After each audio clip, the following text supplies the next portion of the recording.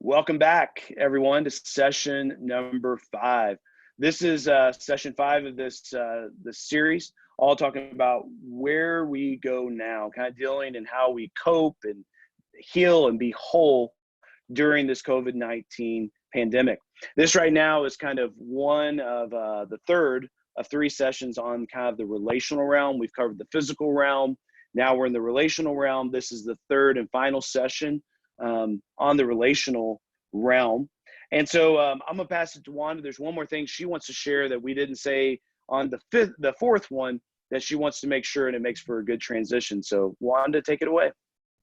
Okay, we were talking about having our relational circuits go off when we're upset, particularly scared or angry, and then how to repair the rupture that we do when we don't behave very well when our relational circuits are off. And one of the things I said toward the end was that shame is probably one of the enemies in making that happen. I don't want to go back and admit I was wrong. I don't want to be the one that did it the bad way. And that when that happens, I want to blame myself, and I don't want to come and be honest about what happens. But the other thing that can also happen, which I didn't mention, is because of my shame, I can point my finger at you. You were the bad one. If you'd done it differently, nothing would have happened, and you're responsible really for how bad I was. Because if you hadn't done that, I wouldn't have done this. And in some ways, that is even a more dangerous place than the shame of I'm hiding my stuff. Because if I blame it on you, I have no control over you. I can't make you change. I can't make you be different. And sometimes I'll just figure out that if you're the whole problem, I'll just get rid of you and start all over again. Which clearly people who are married 3 different times shows that plan doesn't work. And I actually, I just thought of something. There's a guy that was at the International House of Prayer named Alan Hood. And he gave a lesson one time and he said, marriage is the great sanctifier. Because if you have the commitment to hang in there and you have the intimacy that you have in a marriage, God will continue to show you all the things you need to do to be more like him. So hanging in there in those relationships and learning, what am I doing and how can I do it better? And how can I be the person that moves this forward is a golden opportunity that the Lord gives us in relationship. So today we're going to move into relationships more with our children. And I'm just wondering, I'm a grandma now. I have no children in my house. But how is it feeling to be a really full-time parent? I mean, even when you're a mom or a dad who stays at home while the other parent works, you're not with them all day, every day, you know. Like really full-time parent. And so now we've got the stress of the virus, the stress of, am I going to keep my job? Do I have enough money? How am I getting along with my partner? And the kids are stressed too. You know, they're not getting to do the things they want to do. My little 2-year-old great-granddaughter is upset because she can't go to the trampoline park. And she's throwing a screaming fit about not being able to go to the trampoline park. So we're all going to make mistakes in our parenting. And I've invited Kevin just to share one of his that's happened recently. I was, when Wanda asked me the question, I was going through this Rolodex, and there's so many things that have just the elevated stress levels have really has really caused lots of my stuff to come out of my kids. One of the recent ones was that, you know, the kids have all of this homework, all this computer-based homework, and they're working for hours a day. And I came in a few days ago, and again, coming to the office, kind of managing all the stuff that's going on here. I came in and I looked at my oldest son, and he was still working. And in my head, this is what I thought. It's 5 o'clock. Surely, if he had gotten up at a reasonable hour and started his work in a reasonable way and been working steady all through the day, there's no way that he should still be working right now. And so I, you know, laid on some passive aggressive, some shame, you know, why didn't you get this done? You should be done with this, all of that stuff. And my son kind of pushed back on me. And then I checked with my wife, like, tell me what's been going on today, because I am there watching this all day long.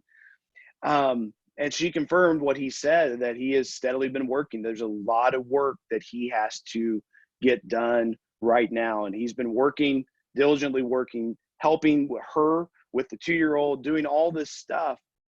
And I had to realize in that moment that I was in my need to control. And since I can't control the virus, since I can't control even some of my own stuff right now, because it feels just crazy, I was trying to control someone else.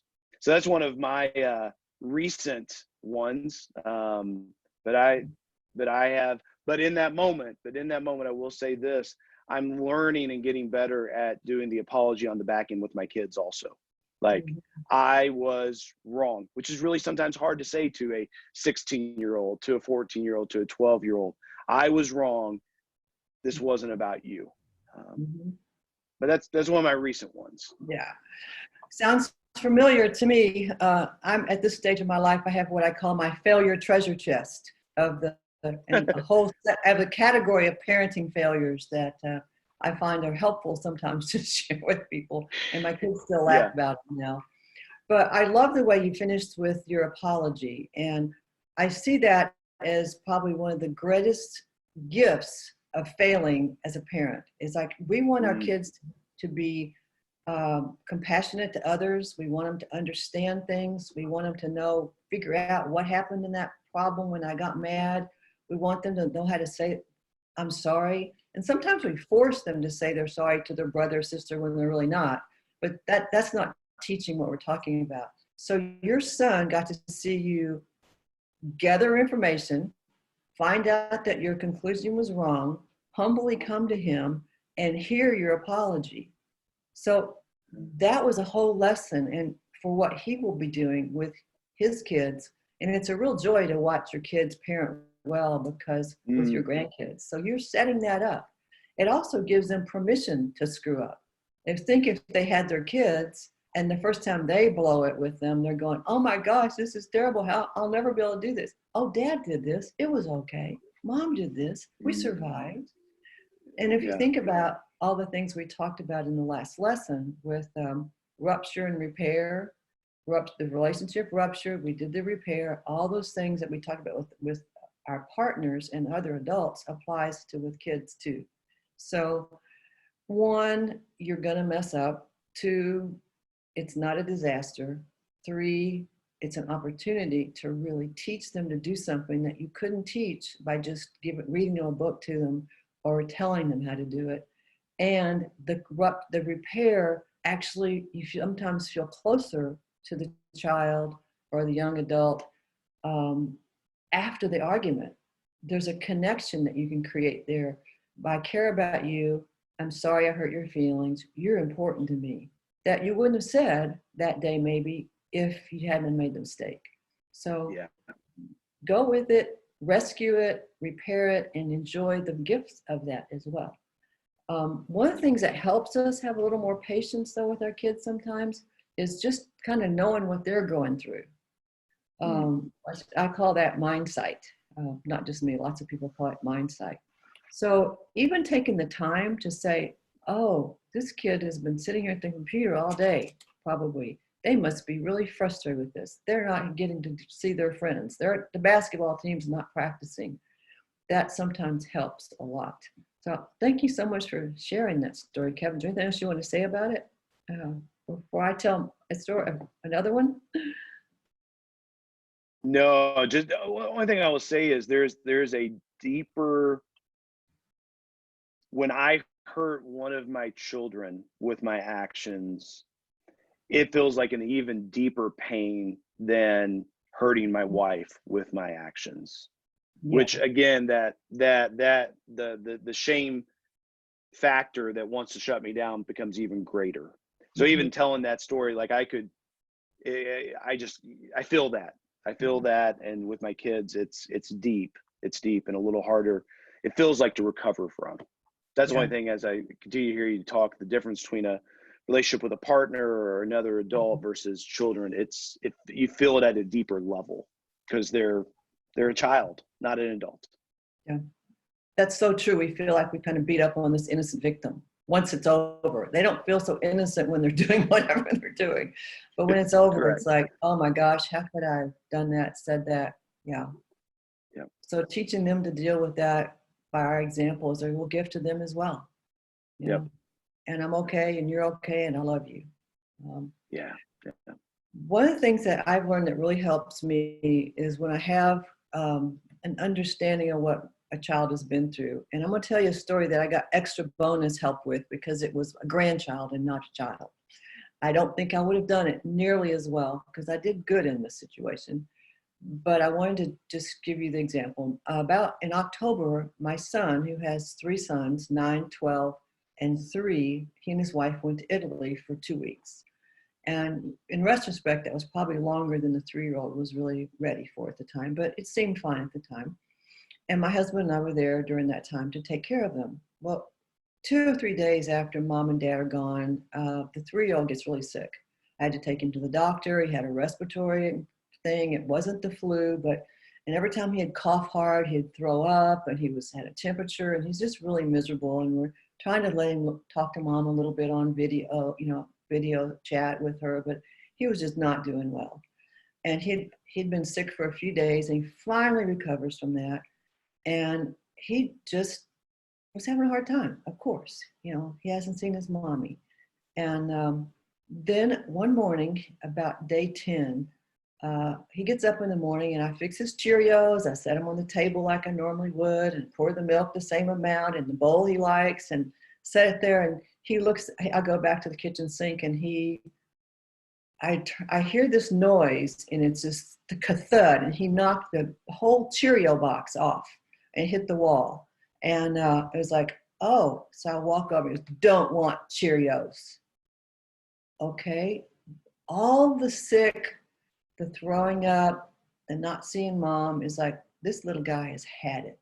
So I want mac and cheese. And in that moment, it was like, I am not going to discipline him because this is not about discipline. This is about a hungry heart who's in pain.